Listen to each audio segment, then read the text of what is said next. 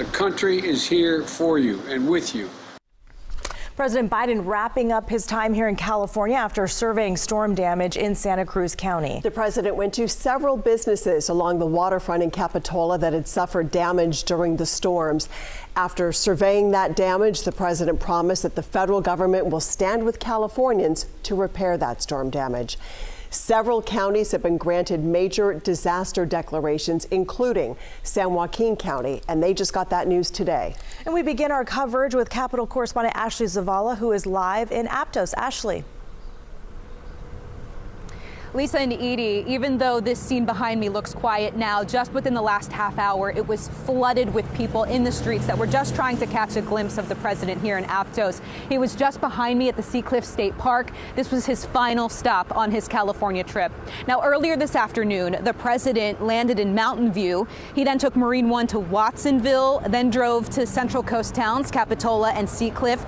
Huge crowds tried to catch a glimpse of the president as he surveyed storm damage alongside Governor Gavin Newsom and Senator Alex Padilla. He surveyed some of those businesses that you both mentioned earlier. Now, the president also met with community members, first responders, and business owners impacted by the series of storms.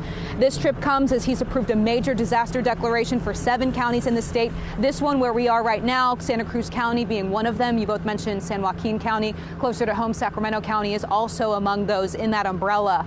Here's what the president had to say here in Seacliff.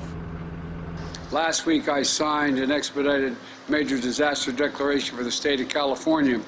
Yesterday, I directed the federal government that will cover 100% of the cost of removing debris and emergency measures like sheltering evacuees and paying overtime for first responders for the next 60 days.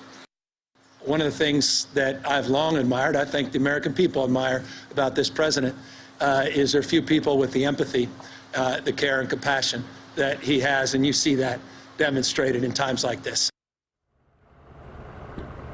Now, alongside Governor Newsom and President Joe Biden today was FEMA Administrator Deanne Criswell. She told reporters this afternoon that right now it's still hard to put a dollar amount on the damage done, but initial estimates range in the several hundreds of millions of dollars, and that number is expected to grow. She also says the number of counties impacted by the major disaster declaration is also expected to grow. Reporting live here in Aptos, Ashley Zavala, KCRA 3 News.